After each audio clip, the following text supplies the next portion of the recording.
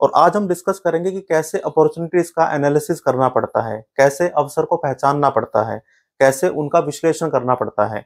आप इमेजिन करके देखिए कि आपको कोई बिजनेस शुरू करना है, उसमें जो पैसा लगना था, जो एफर्ट लगना था, आपने बिना विश्लेषण किए, बिना स्टडी किए, बिना रिसर्च किए आपने वो पैसा और वो समय डाल दिया। बाद में पता लगा कि जिस जगह पर आपने बिजनेस शुरू किया था वो एनवायरनमेंट तो आपके बिजनेस को सपोर्ट ही नहीं करता।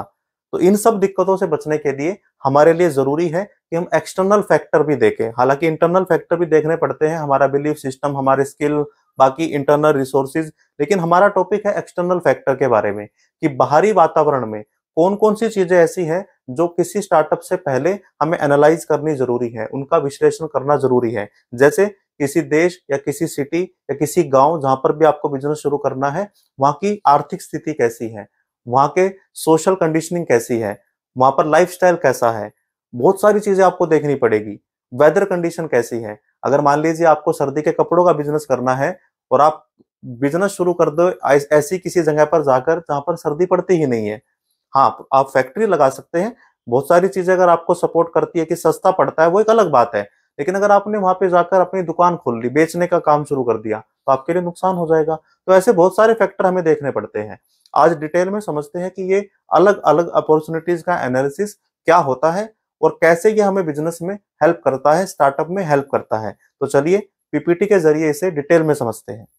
तो चलिए समझते हैं कि अपॉर्चुनिटी का कैसे विश्लेषण किया जाए। चाहे एक्सटर्नल एनवायरनमेंट का एनालिसिस करना हो, इकोनॉमिक, सोशल, टेक्नोलॉजिकल कंडीशन क्या है जहां पर आप बिजनेस शुरू करने वाले हैं, समझते हैं इसको कैसे इनका विश्लेषण किया जाता है और क्या फायदा होता है। तो सबसे पहले समझते हैं अपॉर्चुनिटी एनालिसिस क्या होता है। अवसर विश्लेषण क्या है। ये एक तरीका है जिससे हम इवेलुएट करते हैं कि जहां हम बिजनेस शुरू करने वाले हैं, यहाँ पर कितनी बिजनेस अपॉर्चुनिटी है, कितना पोटेंशियल है, क्या मेरा बिजनेस यहाँ पर प्रॉफिटेबल रहेगा, क्या सच में इस बिजनेस को मैं यहाँ पर शुरू कर सकता हूँ। ये सारी चीजें मुझे देखनी पड़ेगी अगर मुझे कोई बिजनेस शुरू करना है। अगर वो लाभ नहीं देगा वहां पर, या वो वहां के लिए वो बिजनेस बना ही नहीं है, जैसे आप कोई ऐसी दुकान जाकर कहीं जगह पर खोल लो जहां उसकी डिमांड ही नहीं है, या जहां पर आपका टारगेट मार्केट वैसा नहीं था, तो ये अगर आपने किया तो आपने क्या किया, अपॉर्चुनिटी एनालिसिस किए बिना काम शुरू कर दिया, जिससे आपका नुकसान हो जाएगा। तो अवसर विश्लेषण क्या है, एक प्रोसेस है जिसमें हम देखते हैं कि क्या मेरे बिजनेस को शुरू करने की सही जगह है, यहाँ पर क्या प्रॉफिट आएगा मुझे यहाँ से, ये सारी चीजें। अब इसमें क्या क्या इन्वॉल्व होता है। कस्टमर की नीड सबसे पहले, कि क्या मेरे कस्टमर को जरूरत है इस चीज की जो मैं बेचने के लिए यहाँ पर बिजनेस सेटअप कर रहा हूँ। क्या मार्केट में गैप है, मतलब मार्केट गैप का मतलब है क्या और प्लेयर है इस फील्ड में या नहीं है, मतलब और लोग भी सेम सर्विस, सेम प्रोडक्ट आपसे बेहतर दे रहे हैं, तो फिर आपका मार्केट गैप नहीं है वहां पर। और आपको कंपटीशन देखना पड़ेगा, कितना कंपटीशन है। अगर आप मान लीजिए मुखर्जी नगर में जाकर मैं कोचिंग सेटअप करता हूँ, तो मुझे देखना पड़ेगा कि मेरा कंपटीशन किन लोगों के साथ है, इंडस्ट्री में क्या ट्रेंड आ रखा है इस टाइम पर। ये सारी चीजें, मेरे को क्या रिसोर्सेज चाहिएंगे अगर मुझे यहाँ पर स्टैंड करना है इस मार्केट में, अगर अपना बिजनेस मुझे सेटअप करना है, तो मुझे कौन कौन से रिसोर्सेज चाहिएंगे। ये सारा बिजनेस सेटअप करने से पहले देखना पड़ता है। नहीं तो क्या होगा, आप सिर्फ अंधेरे में तीर मारते रहेंगे और आपको नुकसान हो जाएगा। अब अगर सफल अवसर विश्लेषण की बात करूं, सक्सेसफुल अपॉर्चुनिटी एनालिसिस की बात करूं, तो सिस्टमेटिक होता है, मतलब एक सिस्टम के जरिए इसको किया जाता है, व्यवस्थित होता है। और ऑब्जेक्टिव अप्रोच होती है। सब्जेक्टिव और ऑब्जेक्टिव में क्या डिफरेंस है। सब्जेक्टिव होती है कि मुझे लगता है बिजनेस चल जाएगा, मुझे लगने से मतलब नहीं है यहाँ पे, ये मेरा अपना पर्सनल व्यू हो सकता है।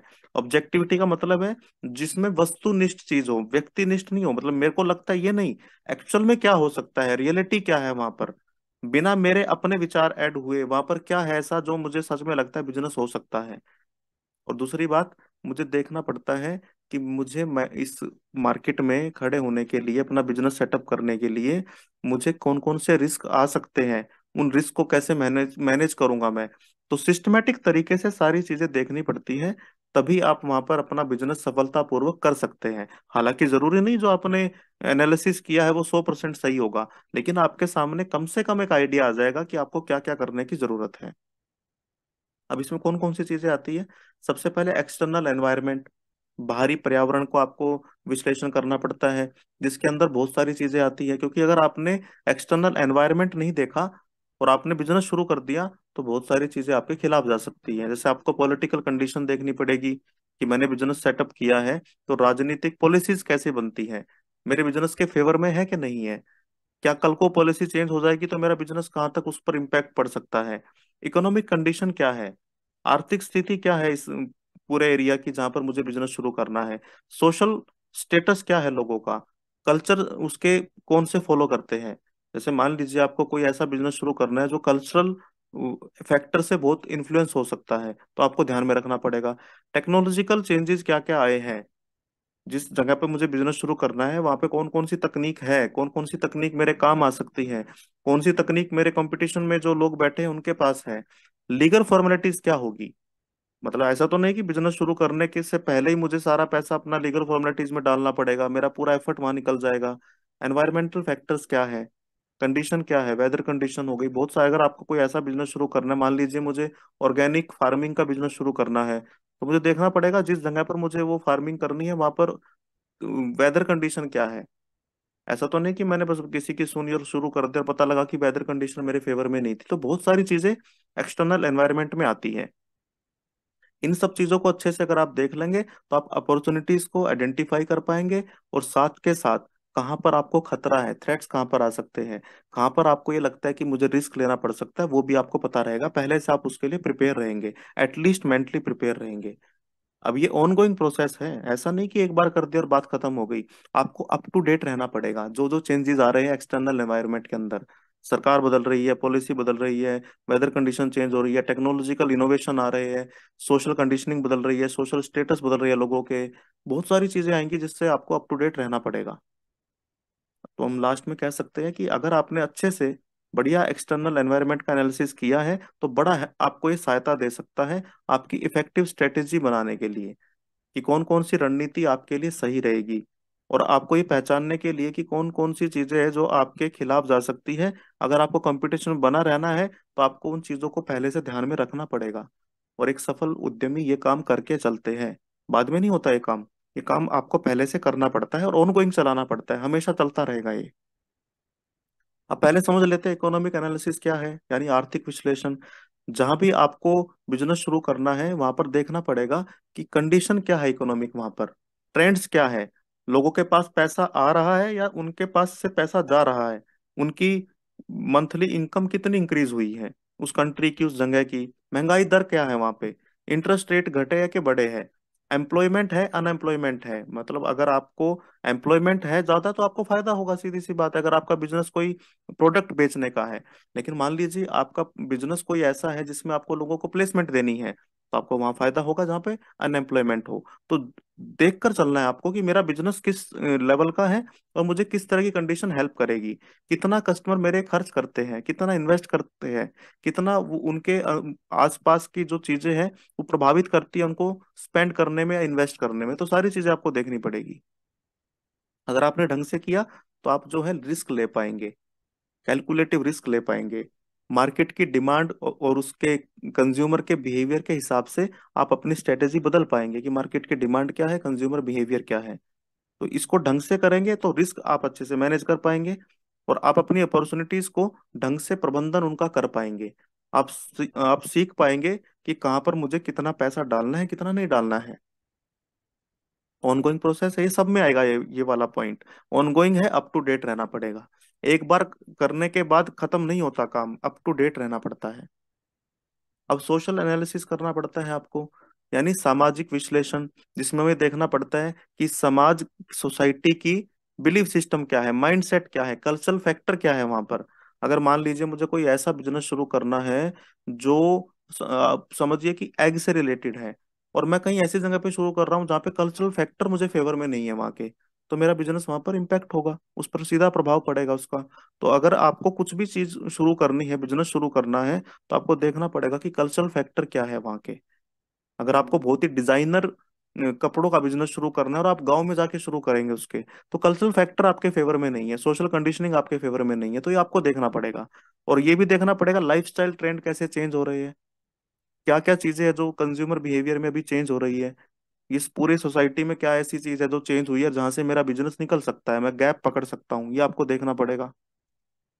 आपको अपॉर्चुनिटीज क्या है, कैसे मैं उसको अपने फेवर में ला सकता हूँ, क्या क्या मुझे खतरे हैं अभी भी, कंज्यूमर कैसे शिफ्ट कर रहा है अपनी प्रेफरेंस को, ये सारी चीजें आपको देखनी पड़ेगी। और उसको अगर आप ढंग से समझेंगे तो आप जो कंज्यूमर की नीड थी, कस्टमर की नीड थी, उसको समझ पाएंगे, उसके हिसाब से स्ट्रेटेजी डेवलप कर पाएंगे। मार्केट में कहाँ शिफ्ट आ रहा है उसको भी समझ पाएंगे, ताकि आप कंपटीशन में बने रहे। अगेन सब में आता है, ऑनगोइंग प्रोसेस है ये। टेक्नोलॉजिकल एनालिसिस करना पड़ता है, इम्पैक्ट ऑफ टेक्नोलॉजी क्या है।